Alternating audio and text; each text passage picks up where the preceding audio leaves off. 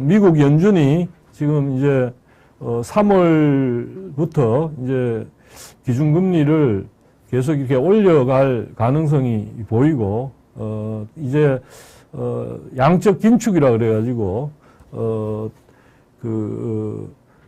시중에 풀렸던 시중에 돈은 풀고, 그 다음에 시중에 이제 회사채니 그 다음에 그런 것들을 사들인, 국채니 이런 걸 사들인 그런 거였는데, 이제는 그걸 바꿔서 다시 그 시중에다 그걸 내다 팔고 돈을 걷어들이는 양적 긴축이라는 걸 이제 시작한다 그러니까, 그렇게 되면 이제 전 세계적으로 각국이 돈을 걷어들이는 쪽으로 가게 됩니다. 근데 우리가 지금 그래서 금리도 조금씩 올리고 있는데, 지금 여러분이 아시다시피 이 추경을 하고 이러다 보면 이게 다시 또 국채를 발행해야 되고, 그렇게 되면 이제 시장 이자율이 이제 올라가게 되니까, 고길동님 감사합니다. 응원해 주시는데요. 예. 그러다 보니까 이제 시중 금리가 막 오르니까 지금 급해진 거죠.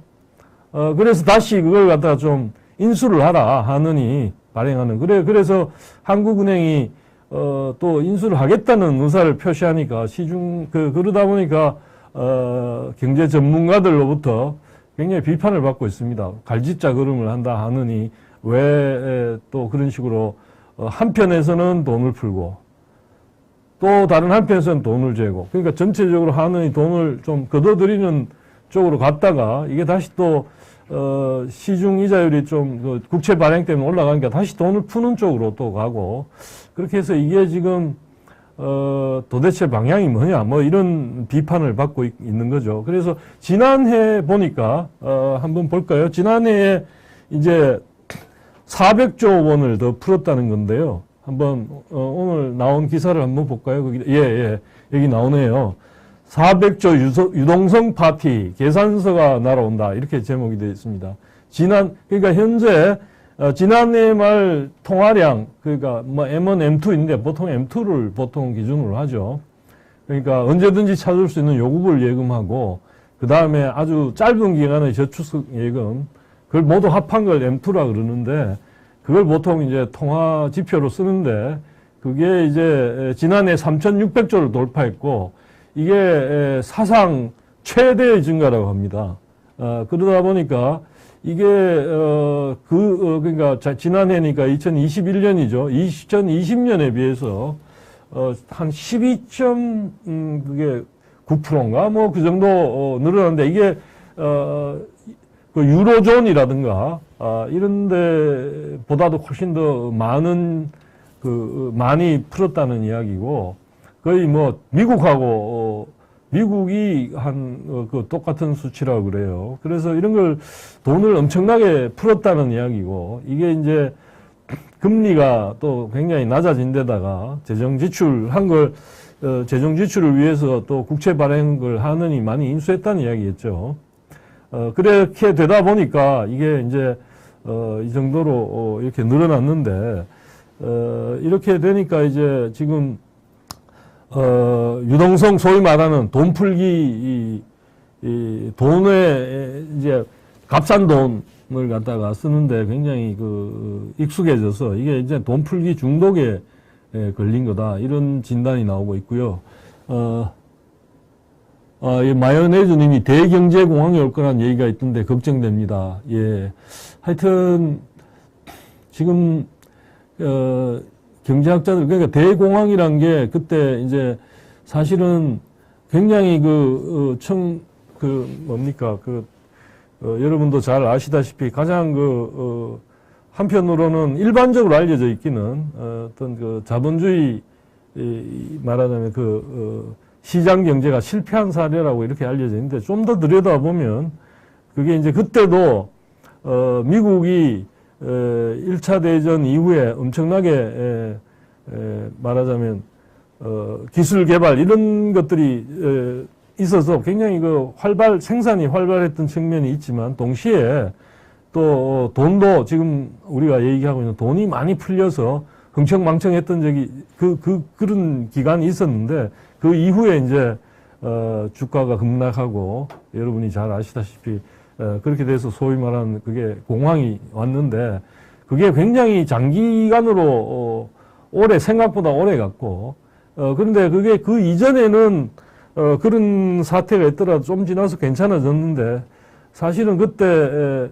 적극적으로 막 그걸 극복하기 위해서 엄청나게 재정 지출도 하고 뭐 여러 가지 방법을 썼는데 오히려 더 나빠진 측면이 있습니다. 그래서 공황 기간이 오래 가고 결국 그걸 벗어난 게 이제 2차 세계대전으로 인해 가지고 사람들이 다 전쟁터로 가고 전시 말하자면 거기에 필요한 물자들을 생산하고 그러면서 이제 그게 말하는 대공황이 끝났는데 이게 지금 그런 이야기를 하는 이유는 지금 스태그플레이션 그러니까 대공황까지는 아니더라도 최소한 스태그플레이션 우려는 굉장히 많이 나오고 있습니다. 왜냐하면 지금 생산은 별로 그렇게 늘어나지 않는데 경기 침체는 계속되고 돈은 풀고 재정 투입을 많이 하는데도 불구하고 이게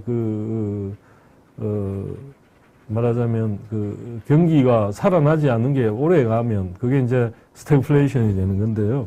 예, 스태그네이션 더하기 인플레이션이 돼서 그걸 스태그네이션이라고 그러는데 그 가능성은 많은 경제학자들이 공감하고 있습니다.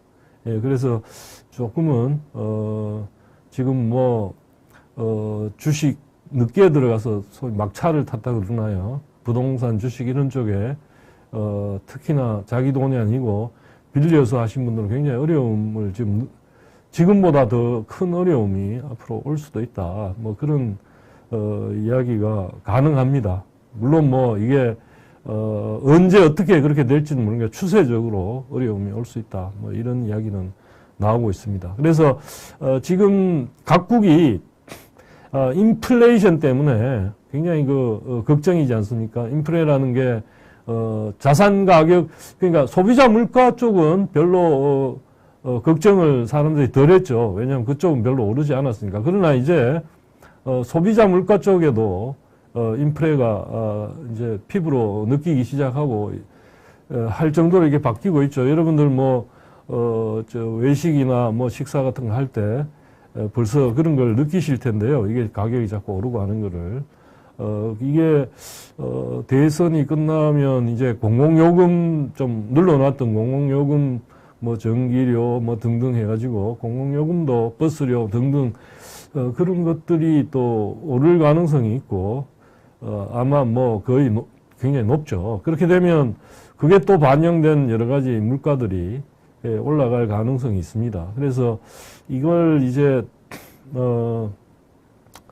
그런 점에서 사실 돈 풀기를 통한 말하자면 경기 침체 극복이란 게 실제로 여러분들 우리가 지금 얼마 전에 최저임금을 갖다 급격하게 인상하고 여러 가지 노동자들을 위한 뭘 한다고 많이 했지만 돈 풀기를 이렇게 지난해 400조 정도를 더 늘렸다면 이게 별 의미가 사실은 없는 거라고 볼 수가 있죠. 왜냐하면 이게 임금이 예컨대 한 10,000원 정도 올랐는데 이게 시간당 근데 물가가 그보다 훨씬 더 많이 올라 버리면 실질적으로 는 건 없는 거죠. 특히나 자산 가격 같은 거 집값 이런 거 오르면 더 좌절감만 말하자면 고정된 급여를 받는 사람들한테는 좌절감만 더 안길 수 있습니다. 그래서 사실은 지금까지 나온 걸로 봐서 재정을 통해서 성장을 한다든가 돈 풀기를 해서 성장을 잘할 수 있다. 이거는 좀 그게 사실과 부합하지 않는 희망적인 상황인 거죠. 그래서 앞으로 이런 쪽에 인플레라든가 돈 풀기, 그 다음에 재정을 늘려서 하는 이런 쪽에서 빨리 벗어날 필요가 있다. 지금 시중에 유동성이 방금 나오고 있죠. 그래프로 나오고 있는데, 연간 증가율이 12.9%로, 지금 한국이 그 밑에 그래프에 보면 그 증가율이 나오고, 그 다음에 작년 주요국의 유동성 증가율이라고 그래프가 나오죠. 한국이 미국하고 같이 12.9% 가장 높습니다.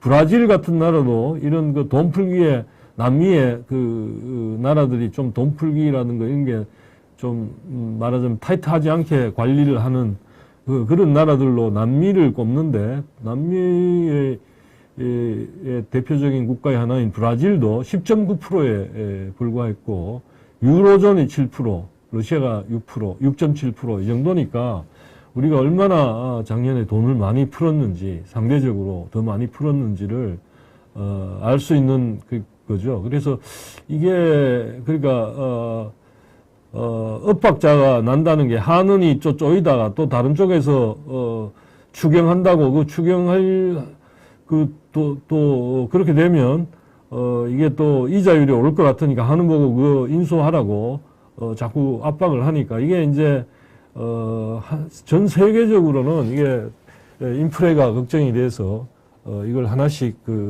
죄우고 있는데 우리만 이게 반대로 가서 앞으로 아까 걱정을 하셨습니다마는 대공황이 혹시 오는 게 아니냐 마요네즈님께서 말씀하셨는데 이게 우리만 이렇게 되면 우리가 소위 말하는 국가 신인도란 게 있죠. 이 나라가 믿을만하다. 그런 걸 갖다 평가를 하는데 아마도 우리가 이제 믿을만한 나라라는 그런 신인도에서 떨어질 가능성이 굉장히 높죠.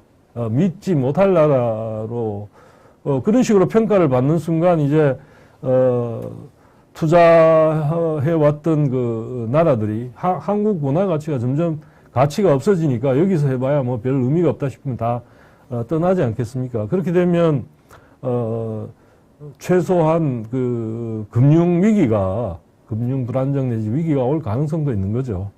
그래서 그런 점에서 사실 금융 안정 아시아투데이가 꾸준하게 강조했던 게 그 금융 불안정이 오지 않도록 금융이 안정될 수 있도록 거기에 최우선 목표로 삼아서 잘 관리해 나가는 게 중요하다. 지금은 그런 이야기를 자주 뭐 칼럼을 통해서 혹은 또 사설을 통해서 자주 말씀을 드린 바 있습니다.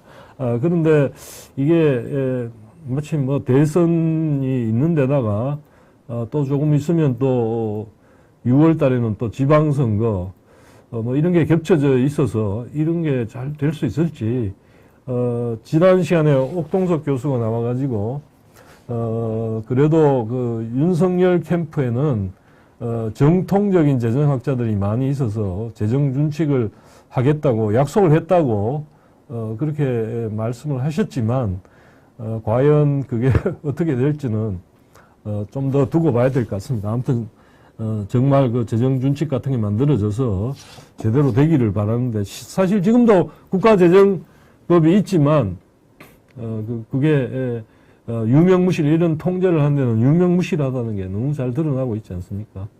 그래서 그런 법을 정말 제대로 된 법을 만들 수 있을지는 굉장히 의문입니다. 의문이라서 그런 말씀을 드리고요.